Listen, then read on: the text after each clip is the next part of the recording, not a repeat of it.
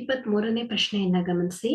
ಕಾಟ್ square theta minus 1 / sine square ಥೀಟಾಗೆ ಸಮನಾದದ್ದು. So cot square ಥೀಟಾವನ್ನ ನಾವು cos square theta divided by sine square theta ಆಗುತ್ತೆ, minus 1 / sine square theta. So ಇದನ್ನ add ಮಾಡಿ. So sine square theta, so numerator ಅಲ್ಲಿ ಅಂಶದಲ್ಲಿ ಏನ್ ಬರುತ್ತೆ, ಕಾಸ್ ಸ್ಕ್ವೇರ್ ಥೀಟಾ ಮೈನಸ್ 1 ಆಗುತ್ತೆ ಮಕ್ಕಳೇ. ಸೊ ಇಲ್ಲಿ ನಮಗೆ algebraic identities sine square theta plus cos square theta is equal to ಏನಾಗುತ್ತೆ, 1 ಆಗುತ್ತೆ. So cos square theta minus 1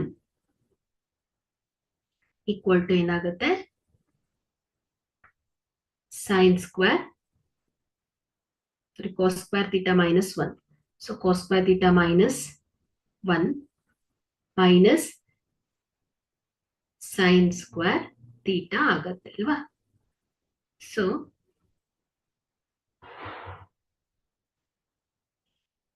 equal to, so cos square theta minus 1 ಅನ್ನ ಮೈನಸ್ sin square theta ಅಂತ ಬರೀಬಹುದು, divided by sin square theta. So sin square theta cancels, minus 1 ಆಗುತ್ತೆ. So ಹಾಗಾಗಿ cot square theta minus 1 / sin square theta ಗೆ ಸಮನಾದದ್ದು minus 1.